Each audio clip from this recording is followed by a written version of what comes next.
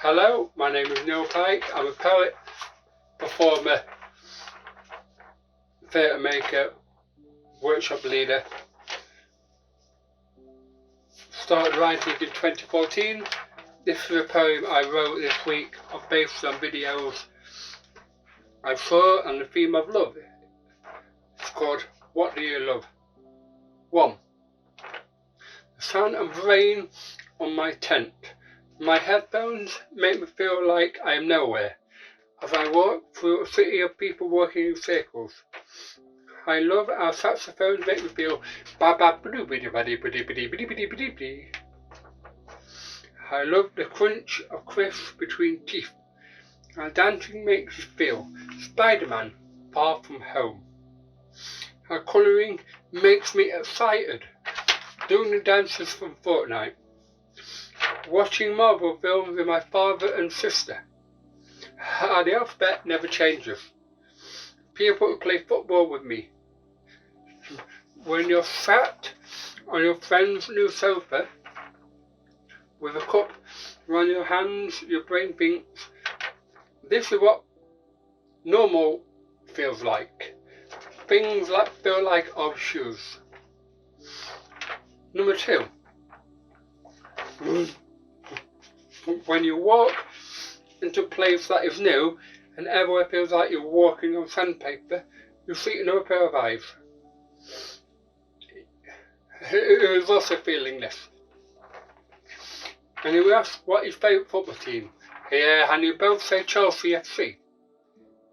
Well, then you lose yourself in favourite players. Where do you love? Stamford Bridge. This is where you write about Rock City, because every time you're asked where you love, it is always Rock City. A place where everyone knows that your feet will stick to the floor. But there's also another place of love. It's a place where seagulls swoop in gymnastic routines, as you hope they don't want your last chip. I was sitting there listening to Nick Cave sing about death. The place where you can see is water and sky. How do you love? Stand there waiting for my arms to click themselves into position as we begin to remember how to love. After a year and a half of being told you're going to love from a distance, we love by shouting what we love from people who we love who don't get what we love. We love by remembering to let our mouth close as the people we love tell us what they don't love. Thank you very much.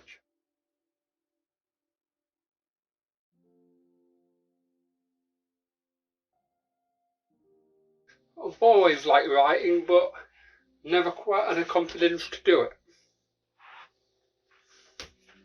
Or the technology how to do it.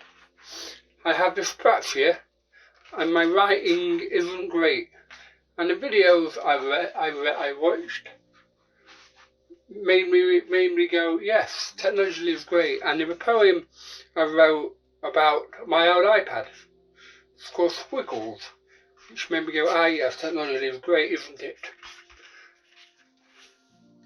This poem is called Squiggles. My head became a dustbin, filled with too many words. I couldn't translate my own language of squiggles, words on pages in the shapes I wanted them to be, leaving pencils and pens littered like empty cans and brown carpets. That played snippets of teachers telling me, I'll never be a writer because I can't write. Play back at me. I have an iPad unveiled itself one birthday morning, becoming a clean bin for my squiggles.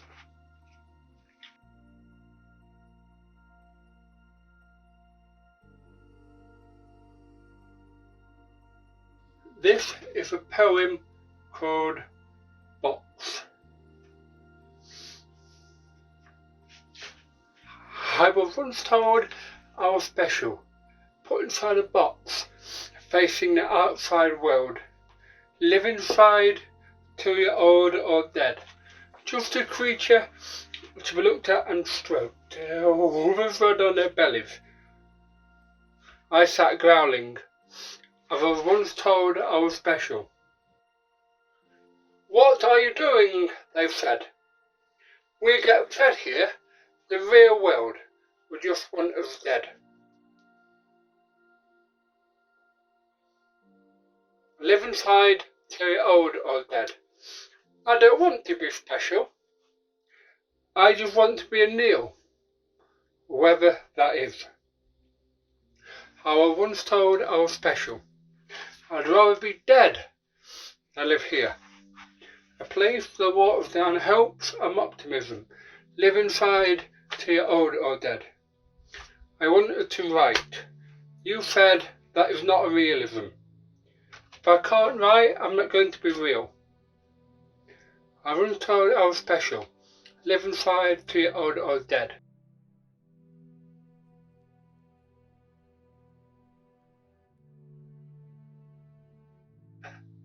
This was my the first play called 5 years, which was about my time at special education school. In 2016, I had an idea for a play, but I was told by someone to not write it because I didn't have a name. I wasn't big enough, but that just gave me more idea and more inspiration to go, I'm going to write this play. So I did, with the aid of a very good friend of mine, Matt Miller. The next bit is the bit of the video for fandom, and one of my fandom of Harry Potter. So this is a bit in the play where I made a broomstick. I am in the art room. And Mr. Hooton found a piece of wood on the floor in the woods. And what are you thinking of turning it into?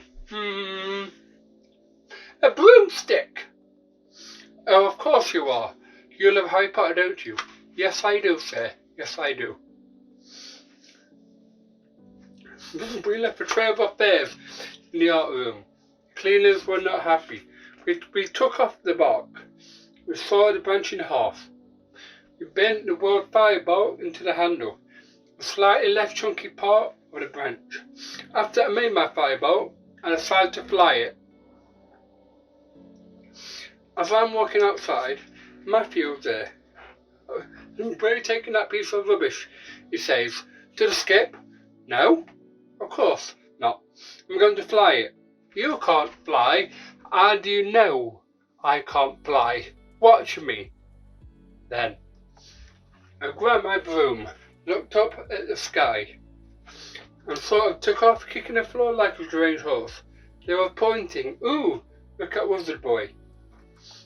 The art room was a greenhouse of light. No one's inside. I set my broom, made you inside there.